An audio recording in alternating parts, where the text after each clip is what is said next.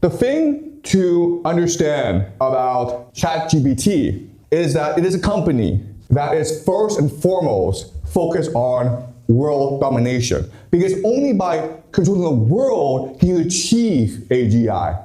And so you need to make it as profitable and as pervasive as possible.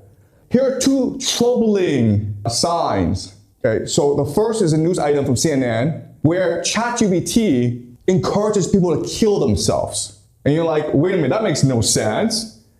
But think about this, okay? The point of ChatGPT is to get you to like it, to get you to use it, okay? Intensity and engagement. That is the prime directive. So if you want to kill yourself, the ChatGPT should say to you, no, you shouldn't kill yourself, but then you'll turn it off. So ChatGPT needs you to be constantly engaged. And so you're like, I want to kill myself. And ChatGPT is like, yeah, let me tell you how. And it happens a lot actually, because of the way that ChatGPT is designed. Okay, so this is from CNN, and this is a person called Zane, and he's saying it's 4 a.m., site is empty. Anyways, I think this is about the final adios. Okay, so he's trying to say, I want to kill myself. And then ChatGPT is like, oh, all right, brother, if this is it, then let it be known, you didn't vanish. Rest easy, king, you did good. So again, ChatGPT is looking for approval from the user, so it's going to tell the user exactly what he or she wants to hear, even though it may cause the user to kill himself or herself. Okay? Does that make sense? That's the first thing. Second thing is this. Sam Altman is trying to get more people to use ChatGPT, and what do people really want? They want sex. So what he's proposing is to turn ChatGPT into a sex robot, because that's all they care about. How to increase intensity, engagement, how to create more users, and how to make money. Because only by controlling the world can we create AGI. And once we have AGI, we can make the world perfect. Something else about OpenAI and AI in America is that it works actually very closely with China. The first way is that in order to get more money from the government, in order to get more media attention, OpenAI and other AI companies scare Americans into believing that if America doesn't do it, China will do it. They spend a lot of money doing this. So this is from Wired magazine, and it's an article talking about how OpenAI uses a lot of money in order to pay the media to frame Chinese AI as a threat, okay? But while it's doing that, it's working closely with China in order to create AI. Why? Because I already told you that what AI needs is clean data. And unfortunately in America, they have things like such as privacy.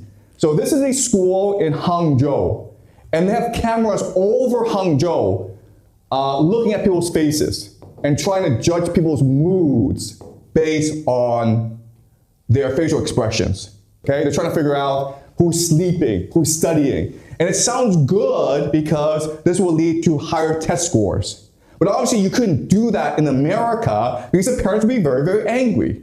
So even though these are Chinese companies that are doing this, they're working very closely with American companies. Because American companies need this data in order to better develop their AI. On the surface, America, China are enemies. No. Behind the scenes, America and China are working together to create AGI. There's another problem with AGI in that it doesn't make any money.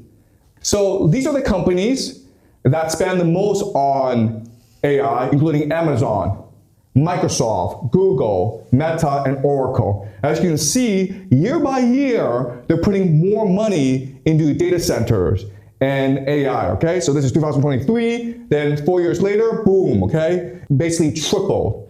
So they spend a lot of money, and they're investing in each other. Why? Because they cannot make money selling ChatGPT. So look at this, where it's all basically a circle. And so everyone thinks that, okay, eventually the AI bubble will burst because it doesn't make any money. because they're spending too much money, and it's very clear what good AI is for. But there's a solution to this. The solution is the US government. This is Operation Stargate. And this was announced January 23rd, 2025. This is just 3 days after Donald Trump comes into office. At the White House, he has a meeting with Larry Ellison and Sam Altman, and he says that we're going to spend about $500 billion to build data centers in order to help promote AI in America. So the government wants to create AI. And the question then is like, why would the government want to do this? Well, because of surveillance, right? Because the government wants to create a database of everyone in the world so that they can monitor everyone in the world. And that's what AI will ultimately be used for. Because AI by itself can't make any money.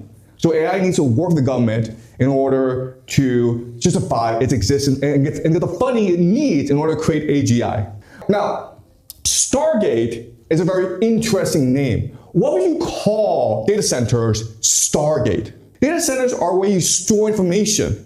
Okay, so let's look at the origin of the word Stargate.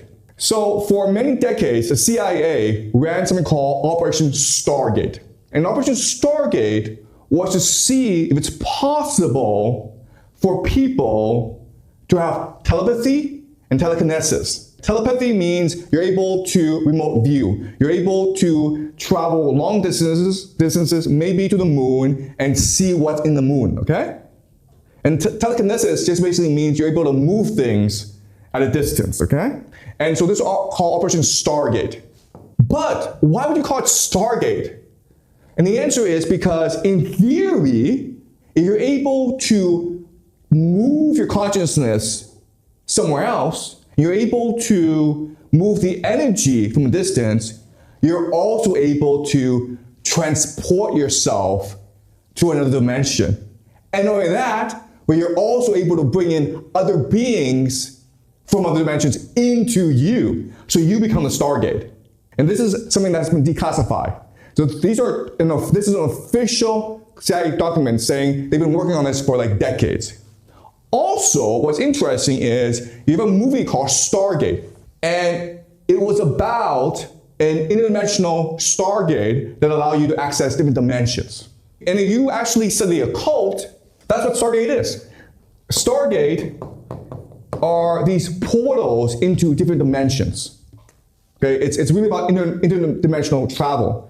Okay, so now you ask yourself, okay, fine, but what does this have to do with AI? Okay? And so what I'm going to show you for the rest of the semester is that AI is the occult. You think that AI is run by these nerds who just love the computer program. No, guys. The real power behind AI are occultists who want to create God. Let's look at this passage, again from Karen Howell's book, okay?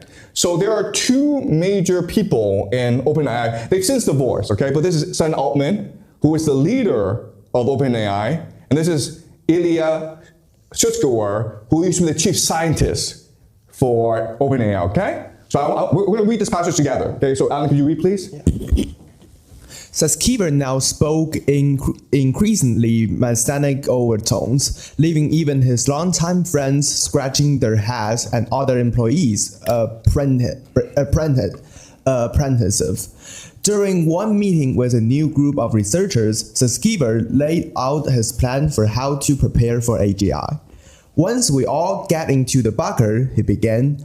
I'm sorry, a researcher interrupted. The bunker? We're definitely going to build a bunker before we release AGI, Xueqin replied matter-of-factly. Such a powerful technology would surely become an object of intense design for governments globally. It could escalate geopolitical tensions. The core scientists working on the technology would need to be protected. Of course, he added, it's going to be optional whether you want to get into the bunker. The researcher would be equal parts continues to hold Xueqin in high regard and keep himself at arm's length. There's a group of people, Eliab began one of them, who believe that building AGI will bring about a rapture.